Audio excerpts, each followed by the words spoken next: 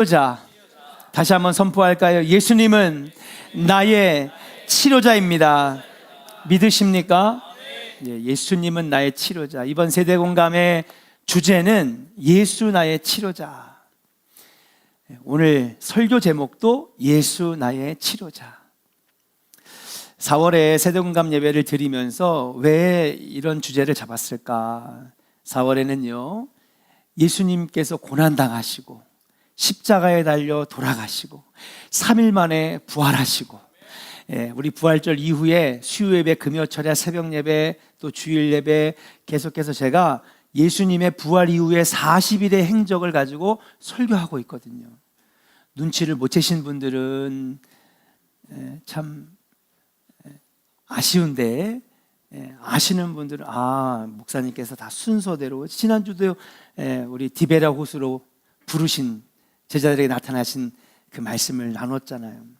어떻게 보면 4월은요, 가장 예수의 이름이 많이 불러지는 달, 그죠? 예수의 이름이 가장 많이 선포되어지는 달이라고 말씀을 드릴 수가 있습니다. 그래서 이번에 예수라고 하는 주제로 함께 은혜를 나누자. 여러분, 트라우마라고 하는 말을 들어본 적 있습니까? 트라우마? 아마 예전에는 이게 뭐야 그랬을 텐데 지금 아마 모르는 사람들이 없을 겁니다. 이 트라우마는요, 우리나라 말로 외상 후 스트레스 장애라고 합니다. 이게 무엇이냐? 천재지변, 전쟁, 화재, 대형사고, 신체적인 폭행, 폭력, 이런 엄청난 충격을 경험한 후에는 여러분, 정신적인 괴로움을 호소하고 고통을 호소하는 것, 이것이 바로 트라우마라고 말씀드릴 수 있어요. 트라우마를 통해서 고통받는 사람들의 특징이 뭐냐? 어떤 특정 상황에 들어가면 과민 반응을 일으켜요. 호흡이 안 된다든지, 그 다음에 심장이 아프다든지, 어지러워서 쓰러지고 기절한다든지. 그리고 그 특정한 상황에 들어가서 예전에 그 고통스러웠던 기억과 아픔을 다시 겪지 않고 싶으니까, 그래서 그 장소를 피하게 되고 그런 상황을 안 만들게 되고, 그렇게 사람이나 장소로부터 도피하는 증상을 우리는 트라우마라고 합니다. 예를 들면 자동차 사고를 낸 사람들, 운전 빨리 할 수 있을까요? 못할까요? 못해요.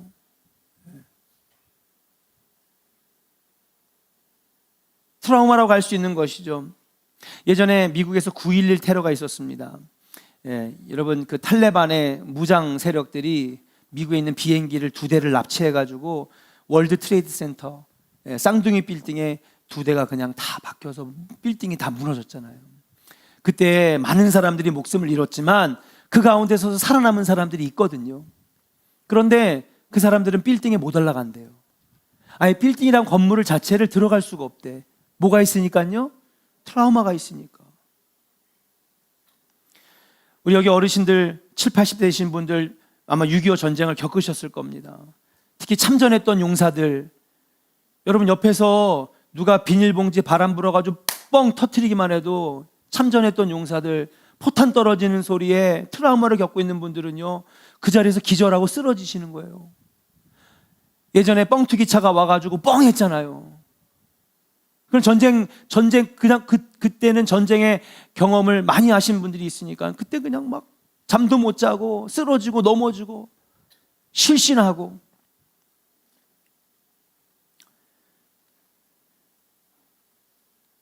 저는 몇 번의 교통사고를 당했는데 첫 번째 교통사고가 27살 때인가 6살 때 있었어요.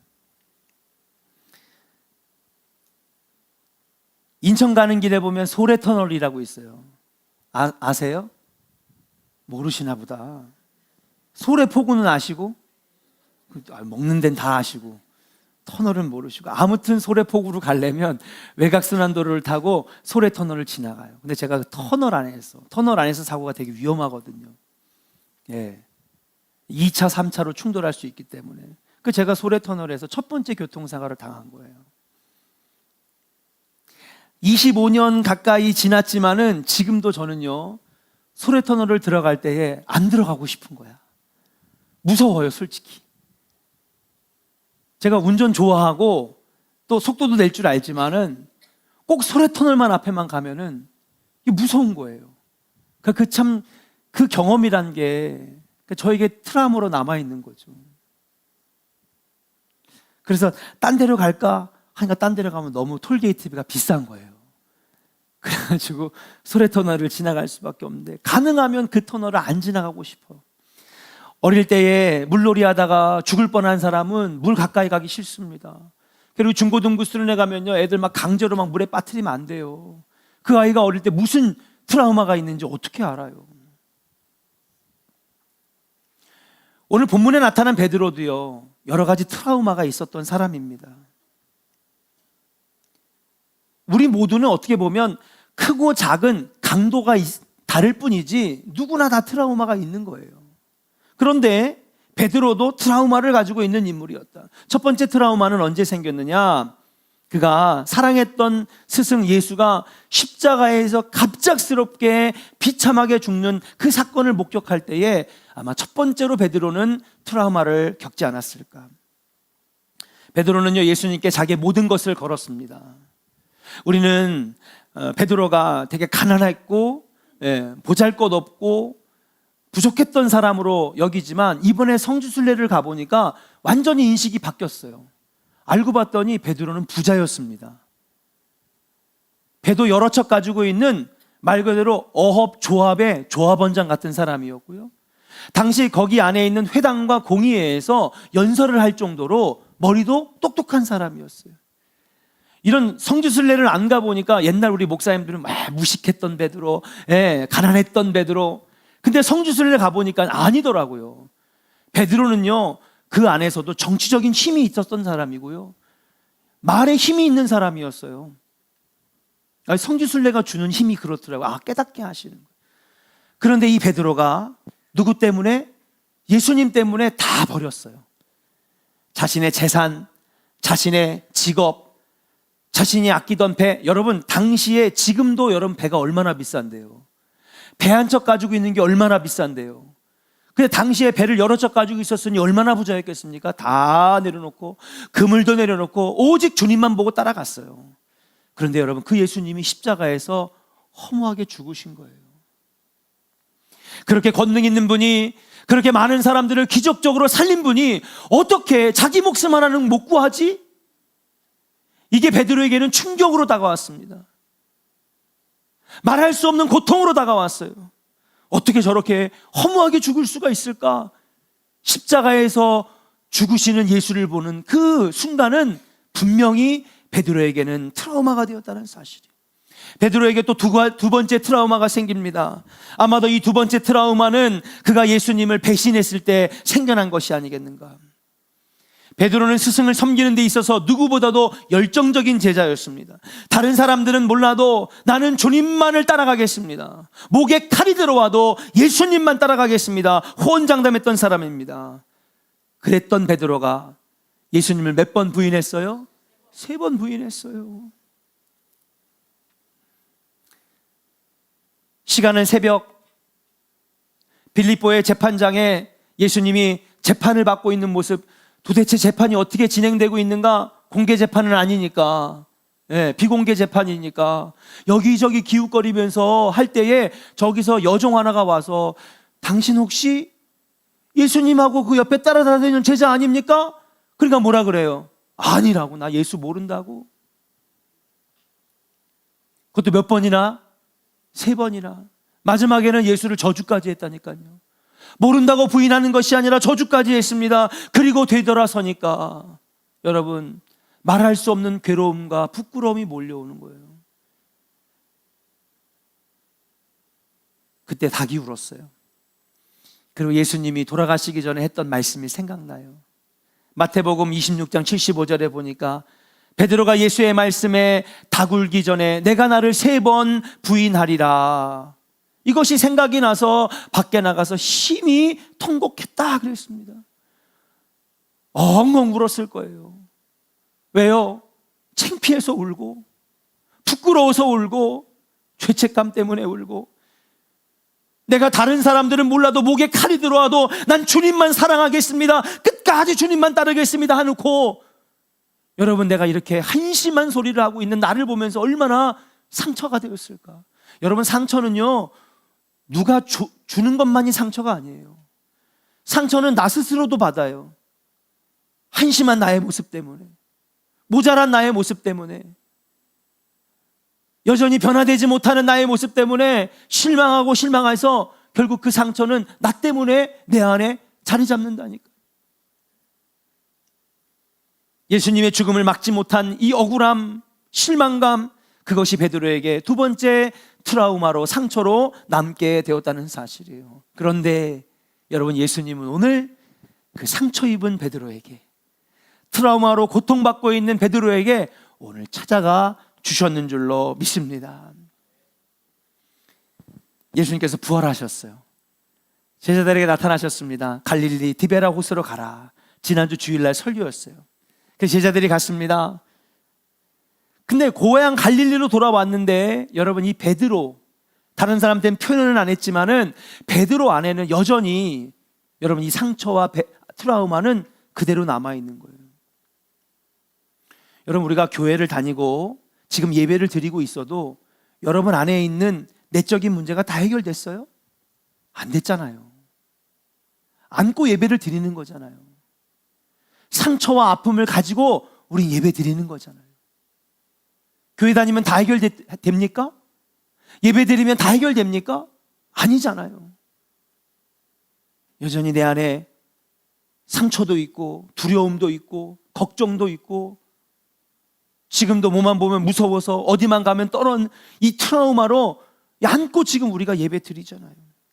베드로도 마찬가지였습니다. 고향으로 돌아왔습니다. 예수님의 명령 따라서 디베라 호수에 와서 물고기를 잡고 있습니다. 그러나 그의 마음은 허무했고, 그의 마음은 여전히 씻을 수 없는 상처로 난도질이 되어 있는 상태였고, 여러 가지 트라우마로 아프고 힘들고 괴로운 상태였어요.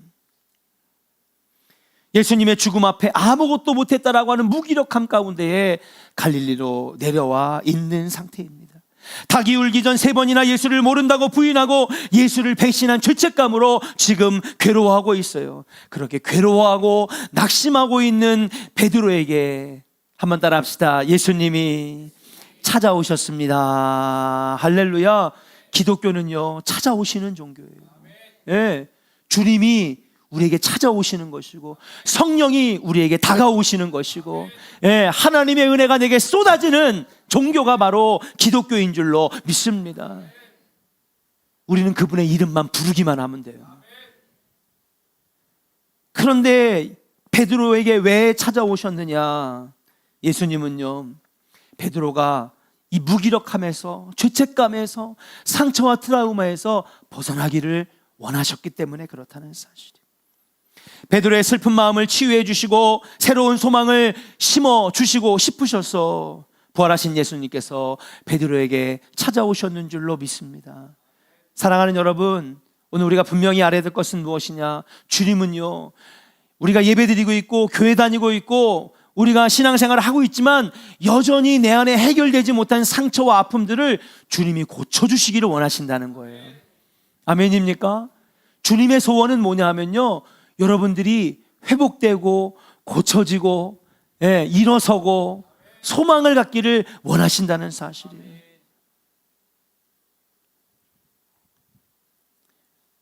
오늘 본문은요, 유명한 본문입니다. 요한의 아들 시몬아, 내가 나를 사랑하느냐? 수십 번도 더한 설교 본문입니다. 그래서 항상 이 설교 본문은요, 예, 제자들이 사명을 되찾는 그런 사건으로 제가 설교를 했던 기억이 납니다. 근데 오늘은 좀 더 다른 시각에서 이 본문을 보기를 원해요. 베드로를 따라 만나주신 그 이유가 뭘까? 왜 따로 만나서 요한의 아들 시몬아라고 따로 부르셨던 그 이유가 무엇일까? 아마도 사명이 회복되는 사건의 현장이기도 하지만 한편으로는 베드로의 상처와 아픔과 트라우마를 극복해 주신 사건이 아니겠는가? 첫 번째로 한번 따라 할까요? 예수님은 장소의 트라우마를 극복하게 하셨습니다. 할렐루야.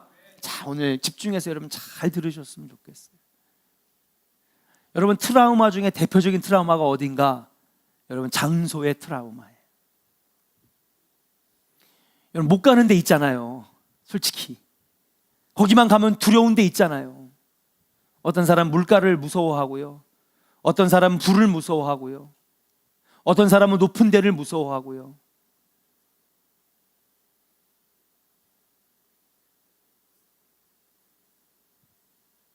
자신만의 두려움의 장소가 있어요. 베드로는 장소에 대한 트라우마가 있었습니다. 그게 어디냐? 바로 예수님은 숯불을 피운 장소가 베드로에게는 두려움의 장소요, 트라우마의 장소였다는 사실이에요. 그런데 예수님은 베드로를 만나기 위해서 여러분 갈릴리에 내려오신 다음에 여러분 특별한 행동을 보여주셔요. 한번 요한복음 21장 9절을 여러분들이 한번 힘차게 외쳐볼까요? 시작! 육지에 홀라보니 숯불이 있는데 그 위에 생선이 놓였고 떡도 있더라. 아멘. 여러분, 이 베드로와 7 제자가 그물을 내렸습니다. 밤새도록 내려도 여러분 물고기를 잡지 못하는 거예요. 근데 저쪽에서 어떤 한 사람이 배 오른편에 뭐 하라고요? 그물을 내려라 그랬더니 여러분, 그물이 찢어질 정도로 물고기가 엄청 많이 잡혔는데 그 마리의 수가 몇 마리? 153마리. 그죠? 응? 너무 많이 여러분 물고기를 잡게 된 겁니다. 그리고 난 다음에 그들이 생각해 보니까 이러한 일들이 예전에도 있었어요. 언제입니까? 3년 전에 그물을 버리고 배를 버리고 예수님을 따라갔던 베드로와 제자들을 부르셨던 그 자리, 그 사건이 기억나면서 딱 쳐다보니까 누구가 왔어요? 예수님이 딱 오신 거예요. 오늘 앞에 말씀에 우리가 읽진 않았지만은 베드로가 겉옷을 두른 후에 바다로 그냥 뛰어들었다는 거예요. 몇백 미터인지는 모르겠지만 베드로의 수영 실력은 뛰어났을 것입니다. 당연히 바닷가에서 자랐고 물에 자랐으니 수영을 엄청 잘했겠죠. 나머지 제자들은 배를 끌고 왔지만 베드로는 막 수영쳐서 온 거예요. 그렇게 해서 오늘 육지에 올라와 보니 9절에 보니까 거기에 뭐가 있었어요? 숯불이 있었다는 거예요. 예수님이 숯불을 켜놓고 있었습니다. 여러분, 왜 예수님이 숯불을 켜놓고 베드로를 기다리고 있었을까? 여러분, 성경을 우리가 읽을 때 저는 항상 질문을 합니다. 왜 그러셨을까? 우리 하나님의 구원 경영할 때도 하나님, 여기 왕의 대로 지중해 해안으로 가면 3일이면 가나안 들어가는 건데 왜 하나님은 그들을 홍해로 꺾으셨죠? 왜 광야로 들어가게 하셔서 수르광야, 신광야, 시내광야로 가게 하셨죠? 우리 항상 의문을 가져야 돼요. 왜? 거기에 하나님의 뜻이 있으니까. 오늘도 마찬가지입니다. 한번 생각해 봐요. 베드로가 막 힘차게 막 수영 쳐갖고 왔는데 베드로가 꽃다발을 탁 들고, 그죠? 베드로야 반갑다, 나왔다. 예? 꽃다발 전해줄 수도 있잖아요. 별로 가슴에 안 와닿나 보다. 이명 집사님, 숯불을 펴놓고 기다리는 게 좋을까요? BMW 5 시리즈를 갖다 놓고 기다리는 게 좋을까? 뭘 원해요? 그냥 주저도 안 하고 BMW래. 아니 그렇잖아요. 오랜만에 만났는데, 부활하여 지금 만났는데, 아니 왜 숯불을 켜놓고 기다리냐고. 꽃다발을 줄 수도 있고 반지를 줄 수도 있고, 예, 베스킨 라빈스 31 아이스크림 케이크를 갖다 놓고 야 베드로야 우리가 퍼먹자, 그럴 수도 있잖아요 여러분. 근데 왜 숯불을 켜놓고 기다렸냐? 여러분, 숯불이 있는 곳은요, 베드로에게는 예수님을 부인하게 했던 그날의 사건이 기억나는 현장이기 때문에 예수님은 숯불을 켜놓고 기다리셨던 거예요. 예수님의 의도가 있는 행동이었다는 거죠. 자, 요한복음 18장 17절 18절 같이 읽겠습니다. 시작. 문지키는 여종이 베드로에게 말하되 너도 이 사람의 제자 중 하나가 아니냐 하니 그가 말하되 나는 아니라 하고 그때가 추운 고로 종과 아랫사람들이 불을 피우고 서서 쬐니 베드로도 함께 서서 쬐더라. 따라합시다. 불을 피우고 서서 쬐니. 이게 뭐예요 이게? 모닥불, 숯불 펴놓고 지금 쬐고 있는 상황이잖아요. 그때 베드로가 뭐 했다고요? 예? 예수님 부인했잖아요. 두 번째 예수님을 부인했던 곳으로 한번 가봅시다. 요한복음 18장 25절. 베드로의 두 번째 부인이 나와요. 시작. 시몬 베드로가 서서 불을 쬐더니 사람들이 묻되 너도 그 제자 중 하나가 아니냐? 베드로가 부인하여 이르되 나는 아니라 하니. 자, 예수님 또 부인했어요. 근데 여러분 다른 장소로 옮겨갔더니 거기도 지금 뭘 하고 있어요? 왜 모닥불 펴놓고 지금 불을 쬐고 있잖아요. 두 번째 부인하던 장소도 모닥불 펴놓고 숯불 펴놓고 불 쬐는 장소였어요. 여러분 다음에 세 번째 부인하던 장소에도 바로 그곳에서 다른 사람들 앞에 예수를 세 번째 모른다고 부인하고 저주까지 했어요. 근데 그 장소에 뭐가 있었어요? 모닥불이 있었어요. 숯불이 있었어요.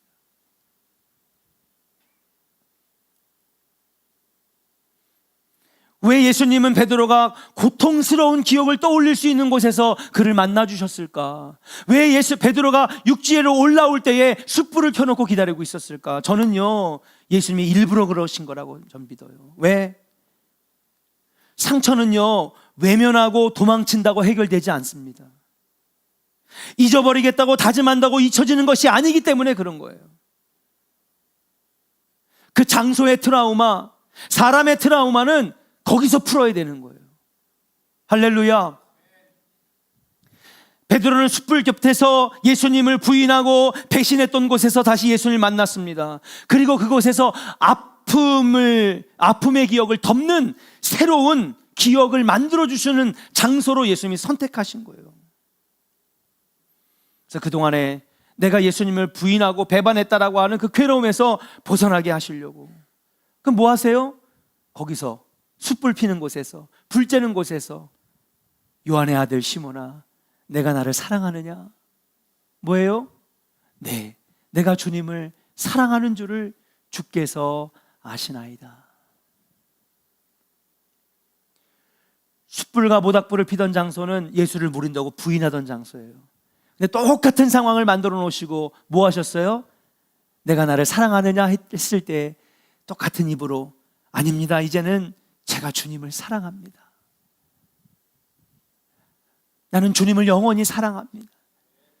내가 주님을 사랑하는 줄을 주께서 아시나이다. 고백하게 함으로 부인하고 배신했던 슬픔과 상처와 트라우마를 극복해 주시는 그 괴로움에서 벗어나게 해주시는 놀라운 은혜를 베풀어 주시고 있다는 사실이에요.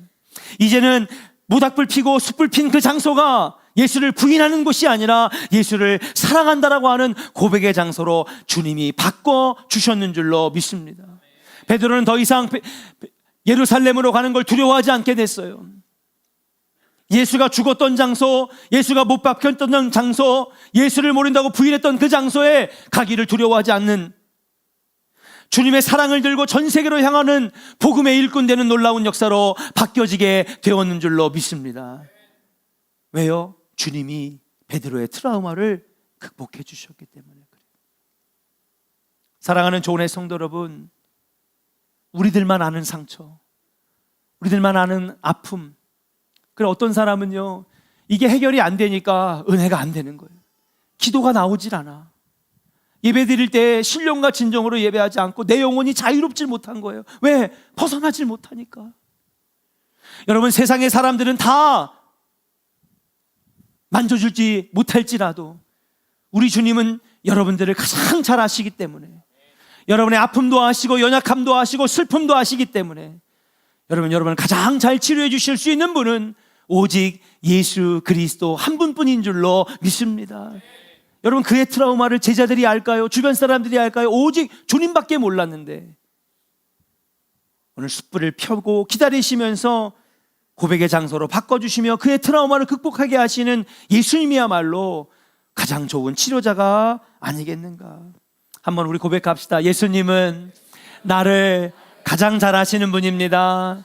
그래서 나를 가장 잘 치료해 주십니다. 믿으시면 아멘. 아멘입니까? 여러분 오늘 기도할 때에 놀라운 치료의 역사가 있기를 주의 이름으로 간절히 축원합니다. 두 번째 따라합시다. 예수님은 말의 상처를 치유해 주셨습니다. 여러분 베드로의 두 번째 고백이 뭐예요? 여러분 말의 트라우마예요. 왜냐? 이 똑같은 입으로 예수님 내가 목에 칼이 들어와도 끝까지 주님을 따르겠습니다 말했는데 이 입으로 뭐 했어요? 예수님을 3번 모른다고 부인했어요. 예수님을 향해서 저주했던 자신의 입과 말이 베드로를 억누르고 있었습니다. 그게 트라우마가 된 거예요. 그 사건이 베드로에게 트라우마가 되었습니다. 예수님은 베드로가 예수님을 매정하게 부인한 것도 그것으로 인해 괴로워한다는 것도 알고 계셨어요. 그래서 예수님은 베드로에게 찾아오셔서 그에게 질문하십니다. 15절. 요한의 아들 시몬아, 내가 나를 사랑하느냐? 첫 번째 물어보시죠. 그러니까 뭐라고 대답해요? 네. 이 사람들보다 나를 더 사랑하시느냐 하시니 주님 그러하니다. 내가 주님을 사랑하는 줄을 주께서 아시나이다. 16절. 예수님 또 물어보시는 거예요. 요한의 아들 시몬아, 내가 나를 사랑하느냐? 또 물어보시는 거예요. 17절. 세 번째 물어보시는데 요한의 아들 시몬아, 내가 나를 사랑하느냐? 몇 번 물어보셨어요? 예. 여러분 보통 질문을 한 번이면 끝납니다. 그리고 혹시 목소리가 작아서 안 들었을까 봐 2번 정도는 물어볼 수 있어. 근데 똑같은 토시 하나 안 틀리고 3번을 물어보신다? 그럼 베드로는 당황할 수밖에 없어요. 어쩜 베드로는 이렇게 생각할 수밖에 없었어요. 예수님 왜 이러시지? 예수님 똑똑하신 분인데 나를 안 믿으시는 거 아닌가? 그렇지. 내가 이렇게 예수님 모인다고 부인했으니 나에게 실망하실 법도 하지. 나를 문제 있는 사람으로 생각하는 거겠지. 성경에 보면 베드로가 근심했다라고 기억하고 있습니다. 근데 여러분 예수님이 왜 3번이나 물어보셨을까? 바로 앞에 마주하고 있는데 여러분 한번 생각해 보셨어요? 왜 예수님은 3번이나 물어보셨을까? 이것도 예수님의 천재적인 치료가 여기 담겨져 있는 거예요. 뭐예요? 베드로는 그 입으로 예수님을 숯불 앞에서 몇 번? 3번 부인했죠. 그래서 이번에 예수님께서 의도적으로 그 3번 부인했던 그 입술로 하여금 3번 사랑의 고백을 하게 하시고 믿음의 고백을 하게 하셔서 그 말의 상처를, 그 실수의 죄책감을 덮어주시는 놀라운 치료를 해주시고 계셨다는 사실. 베드로의 상처를 온전히 치유하기 위한 예수님의 사랑의 배려였습니다. 베드로는 예수님을 모른다고 3번 부인했기 때문에 그에게 3번 물어보면서 3번 주님을 사랑합니다. 이제는 결코 주님 배반하지 않겠습니다. 죽을 때까지 주님만 사랑합니다. 여러분 이 고백 이후 여러분 베드로는 어떻게 된지 아십니까? 십자가에 거꾸로 죽을 때까지 한 번도 주님을 배신하지 아니하고 순교하는 그날까지 주님 사랑하며 사명 감당하며 사는 능력의 일꾼이 되었는 줄로 믿습니다. 사랑하는 여러분, 예수보다 더 좋은 치료자는 없습니다. 저는요 심리학자로서 상담가로서 정말 예수님은 천재적인 거예요. 이분은 심리학을 공부하신 적도 없고 정신분석을 공부하신 적도 없는데 어떻게 이렇게 베드로를 완벽하게 치료해주고 그의 트라우마를 만져줄 수 있을까? 놀랍고 놀라울 따름인 거예요. 여러분 상처는요, 여러분 트라우마는 누가 극복해 주는 게 아니에요. 내가 극복하는 거지. 무섭지만 떨리지만 식은땀이 나지만은 여러분 무서운 물에 무서운 장소에 발을 디디고 나아갈 때에 여러분 그 트라우마는 깨지는 것인 줄로 믿습니다. 그걸 주님이 오늘 도와주시잖아요. 예수보다 더 좋은 치료자는 없는 거예요. 사랑하는 조은의 성도 여러분, 오늘 예수님이 나를 가장 잘 아시는 분, 옆에 사람 아무도 모르고 나만 아는 이 상처, 나만 아는 이 트라우마, 그러나 주님은 다 알고 계시고 가장 좋은 방법으로 치료해 주시는 위대하신 하나님인 줄로 믿습니다. 한번 따라 합시다. 예수님은 나의 가장 좋은 치료자. 할렐루야. 우리 오늘 이 시간에 주님 앞에 기도합시다. 예수님 가장 좋은 치료자이심을 오늘 말씀을 통해서 알았습니다. 오늘 이 시간에 내 아픔도 쏟아냈고 내 상처도 쏟아놓고 내 트라우마도 내려놓겠습니다. 주의 보혈로 만져주시고 고쳐주시옵소서. 우리 예수 나의 좋은 치료자 고백하고 함께 통성으로 기도하겠습니다.